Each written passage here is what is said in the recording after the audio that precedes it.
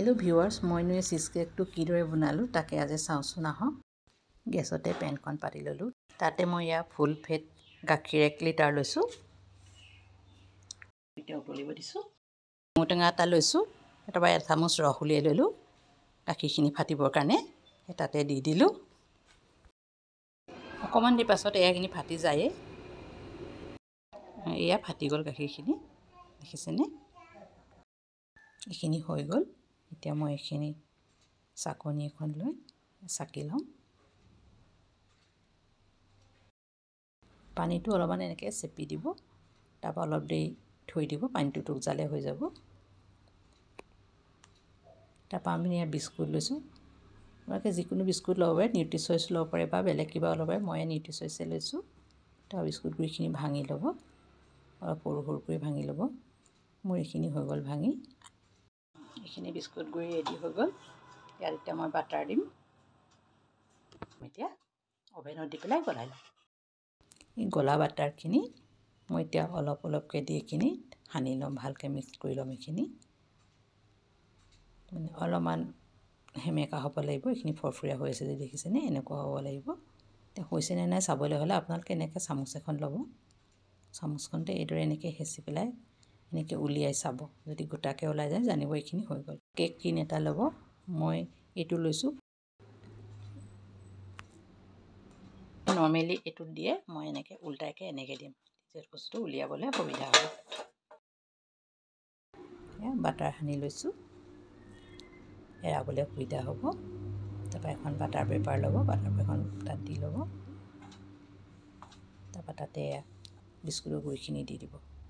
দি পেলাই ভালকৈ মিলাই এটা গিলাচ লৈ পেলাই এনেকৈ হেঁচি হেঁচি দিব। এতিয়া ঢাকি পেলাই ফ্ৰিজত আধা ঘণ্টা 1 ঘণ্টা ৰাখি দিব। যে জাৰ এটা ল'ব, তাতে এই গাখীৰখিনি যে ফাটি লৈছিলোঁ সেইখিনি দিব। তাতে ক্ৰীম অকণমান দিব, যি ক্ৰীমেই দিয়ক অলপমান ক্ৰীম দি দিব।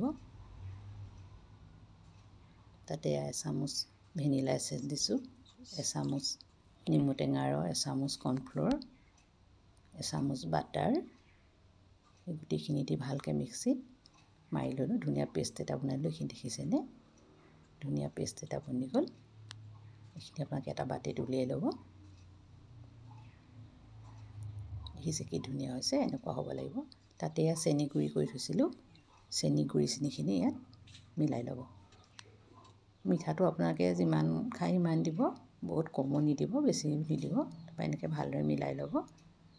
মিলাই লোৱাৰ পাছত আকৌ এতিয়া হেণ্ড ব্লেণ্ডাৰে আকৌ মাৰি দিব। তেতিয়া ধুনীয়া পেষ্ট বনি যাব। এইটো দেখিলে ধুনীয়া বনি গ'ল।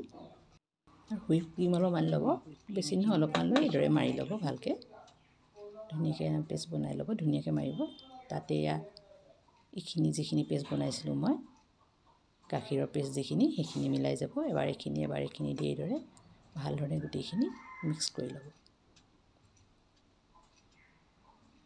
গোটেইখিনি মই লাষ্টত ঢালি দিলোঁ। ঢালি পেলাই ধুনীয়াকৈ এটা, বহুত জোৰত নিফিটিব, অলপ লাহে লাহে ফিটিব। এইটো মিক্সিত বা হেণ্ড ব্লেণ্ডাৰ দিব নালাগে, হাতেৰে মাৰিব। তাৰপৰা বিস্কুটৰ গুড়িখিনি যে ফ্ৰিজত ভৰাই থৈছিলোঁ সেইখিনি উলিয়াই আনিলোঁ। উলিয়াই আনি তাৰ ওপৰতে এইখিনি মই ঢালি দিম। এই মিক্সাৰখিনি মই তাত ঢালি দিম। এইদৰে গোটেইখিনি ঢালি দিব তাত। ঢালি হৈ গ'ল। তাৰপৰা অকণমান মিলাই ল'ব। মিলাই লোৱাৰ পাছত এনেকৈ দুটামান টুকুৰ মাৰি দিব। প্লাষ্টিক পেপাৰ এখন লৈ এনেকৈ ভালদৰে ঢাকি ফ্ৰিজত 7-8 ঘণ্টা বা গোটেই ৰাতিটো ৰাখি থ'ব। এতিয়া সৰু বাতি এটা লৈছোঁ, তাতে কাষ্টাৰ্ড দিছোঁ 1.5 চামুচ। তাতে অকণমান গাখীৰ দি এইখিনি ভালধৰণে ফিটি ল'ব। তাৰপৰা আন এটা বলত মই এটা ডিম লৈছোঁ, এটাই লৈছোঁ। তাক ভালদৰে ফিটিব। সেইডালে ফিটিলেই হ'ব। তাত চেনি দিলোঁ অলপমান, আন্দাজত দিব আৰু। তাতে কাষ্টাৰ্ডখিনি ঢালি দিলোঁ। আকৌ অকণমান ভালদৰে ফিটিলোঁ। তাতে আকৌ নেমু টেঙা ৰস 1.5 চামুচ দিছোঁ। সেইখিনি দিও আকৌ ভালদৰে ফিটিব। তাৰপিছতে গেছত এখন ফ্ৰাইং পেন ল'ব, তাতে এইখিনি ঢালি দিব। ঢালি দি অলপ লৰাব। যিহেতু কাষ্টাৰ্ড হয় পটককৈ হৈয়ে যাব। এয়া হ'লে এইখিনি মোৰ নিচিনা অলপমান ডাঠ হৈ আছে। তাৰপৰা এতিয়া এইখিনি নমাই আপোনালোকে আকৌ ভাঙিব। ভাঙি পেলাই আকৌ হেণ্ড ব্লেণ্ডাৰ দি আকৌ মাৰি দিব। এতিয়া ধুনীয়া বনি গ'ল এইখিনি। বহুত চফ্ট হৈ গৈছে, ধুনীয়া চফ্ট হৈ গ'ল। এইখিনি এতিয়া নমাই থৈ দিব, হৈ গ'ল। তাৰপৰা এইখিনি যিখিনি ফ্ৰিজত ৰাখি থৈছিলোঁ সেইখিনি হৈ গ'ল, উলিয়াই আনিলোঁ। তাৰ ওপৰত এইখিনি পেষ্ট ঢালি দিলোঁ। ঢালি পেলাই এনেকৈ ভালদৰে মিলাই দিব। আকৌ এনেকৈ দুটামান ঠক্কৰ দিব। ঠক্কৰ মাৰি পেলাই আকৌ ফ্ৰিজত ৰাখি থ'ব 1-1.5 ঘণ্টা। তাৰপৰা হৈ যাব এইখিনি। মোৰ ৰেডি হৈ গ'ল। মই ফটো তুলিব নহ'লে যিহেতু এইদৰে দিলোঁ।